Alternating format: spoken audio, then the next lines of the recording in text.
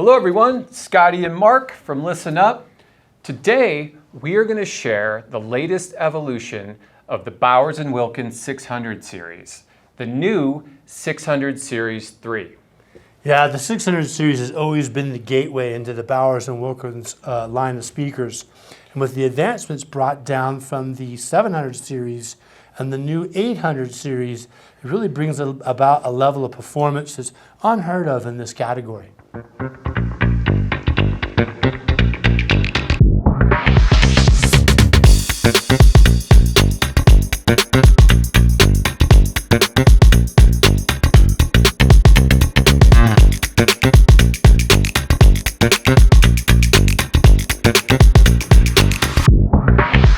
Mark, didn't you tell me that the 600 series were your first speakers? Yes, my first real speakers. They replaced a pair of Infinity tower speakers that I had in college. Super fun speaker. They played really loud, but clarity and detail was definitely not their thing. They would get distorted when you turned them up. Heard a pair of the 600s at a friend's house, and I was blown away at how clear they sounded. I mean, even at high volumes, they kept their composure. So I had to have a pair. Went out and got a pair of 603s. I had them for 10 years, loved them. Great speaker. That's awesome, and that was then. Look how far the 600 series has come now. Yeah, how far they've come, we're gonna find out. These are the new 600 Series 3. We have the 603 here, and we brought in a 603 Series 2 so we can see them side by side and have a better idea of some of the upgrades in design, and of course we're going to talk about some of the upgrades in performance as well. So let's start with the tweeter. And Scotty, what's going on with the new tweeter design? Yeah, quite a bit. This is really exciting. Due to advancements in technology, B&W has pivoted from the aluminum tweeter that they've used previously into the 600 series into a new titanium dome tweeter for the new Series 3. This is a 1 inch, 25 millimeter tweeter, titanium, with the addition of the 700 Series S3 designed tweeter tube on the back to give you higher performance, better imaging, better detail, better spatial recreation in the room. The exciting part for me is that they've brought in the tweeter grill from the Diamond 800 or the Signature 800 series. This is a much more open grill and really allows the tweeter information to project out into the room with better clarity, better detail, better imaging. So it's a wonderful addition to the speaker. So if you add the titanium dome tweeter, the elongated tube, and the new tweeter grill design, it's really enhanced the performance of the S3 speakers. Better performance, better resolution, better detail. So it's a nice improvement. So would you say that the highs then are going to be a lot more rolled off? So if you have a track that could be a little bright, you're not going to get as much fatigue? No, I think the design of that tweeter is designed to give you more information out in the room, better staging, more three-dimensional sound. There's other changes they've made in the speaker specific to the crossovers that we can talk about later that I think help to affect that. All right, let's move on to the mid-range. Yeah, a lot of good stuff happening there. Fortunately, the Continuum Cone mid-range is present in the new S3 series. So it's been continued. It's been continued.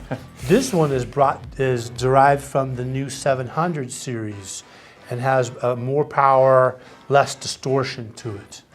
So it's a new motor system, right? Newer, yeah. It's a derivative. It's a continuation, a continuation of what they've done previously with design elements that were put in place for the 700 series S3, brought in now to the 600 series.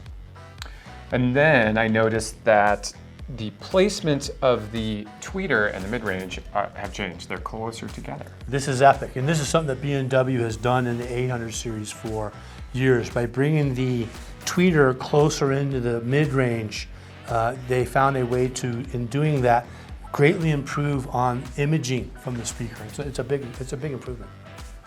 Okay, so clear improvements in the mids and the highs, which were already quite good in my opinion. Yeah. Let's talk about the bass drivers. Yeah, We've got awesome. the paper cone, right? Yeah, the twin paper cone drivers continue into the S3s. These drivers, though, benefit from the motor design technologies that were put in place for the 700 series S3s. Give you better bass control, better bass response, definitely more slam in the bottom end, a lot more energy. And earlier you mentioned the crossovers. There's some new things going on there as well. Yeah, the crossovers are the secret sauce to me of any speaker.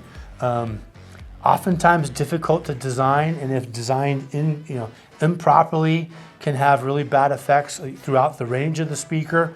These new crossovers really help to make the tweeter, the high end of the speaker, more engaged, more listenable, fuller in sound, and it certainly had a little bit to the slam of the bass drivers. Okay, the cabinet.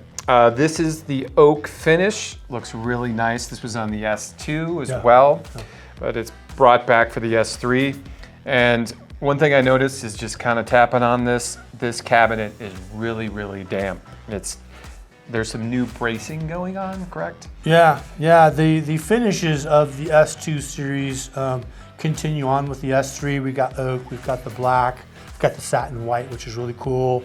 But in the S3, they've improved the internal bracing of the speaker cabinet. That's really important in speaker design, as it will eliminate a lot of cabinet distortions. Additionally, they've changed the port designs. The old, or at least the new S3 flow port now sits flush with the back of the cabinet. So again, you get less distortion, less noise as that air gets pushed out that port. We don't talk much about the B&W flow port design itself, but it's an awesome ported design intended to eliminate distortions and noises that are created as air is being pushed out that port. You'll also see that they've changed the binding post structures. The new S3 binding post array matches up with what's being done with the 700 S3 and what has been done with the 800 D4 series now, but been the 800 series for a while. Makes it much easier to connect your speaker wires, either using spades or banana plugs, especially when you're doing some kind of a bi-wire configuration, which is one way to greatly improve the performance of your speakers. Shall we talk about listening impressions? Yeah, let's do it. Okay. We hooked up the 603s to a Marantz Model 40N. We tried a bunch of different tracks, ranging from heavy bass tracks, vocal tracks. We listened to some acoustic. What'd you think? I'll let you go first. Yeah, right off the bat, man, the high frequencies with that new titanium dome tweeter and the crossover modifications, so much smoother, so much easier to listen to. Imaging out of the room. I think that was a big part of the Signature Series speaker to tweeter grill that was on it. But that got my ear right away. Yeah, I agree. Even on some of the tracks with really high frequencies that go high, it was really smooth. The presentation was nice.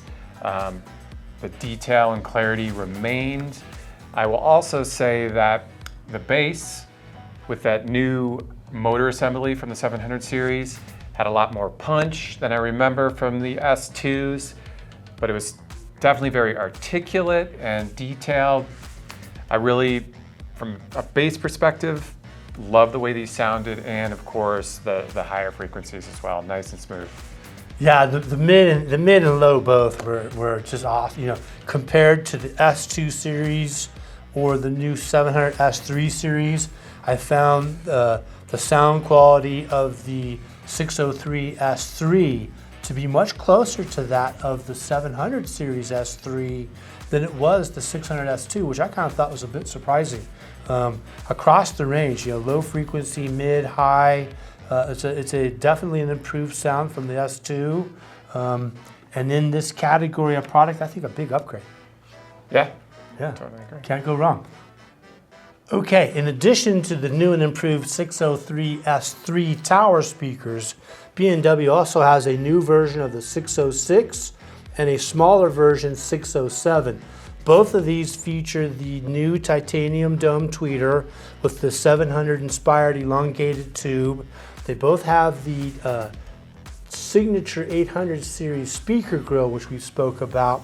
They also have the tweeter and mid-range closer together for improved imaging. There is a new set of speaker stands available now for the 600 series S3 in both silver and black that can be spiked, filled with sand, and what we've been asking for years, actually attached to the speaker. This is really helpful for improving performance and dealing with small dogs and kids and things like that. We've heard about it a bunch, and B&W's addressed that. The flow port design, the flush mounted flow port design, continues on throughout the entire line. The modified binding post design is in place across the entire line. All speakers are available in black, white, and oak. And Mark, don't they have some home theater packages available as well? Yes, the home theater package comes with the 603s, the 607 stand mounts or bookshelf, but in this application you would stand mount them. Ideally. And then the HT-M6 center channel as well. And then also the sub. They have the ASW10 sub. ASW10's been in the line for a long time and is an awesome sub. Yeah, it's a great package, great improvements, great solution for those wanting to get into home theater or higher end 2-channel without going crazy with the budget. I think it's going to be a huge success. That's the 600 S3 lineup.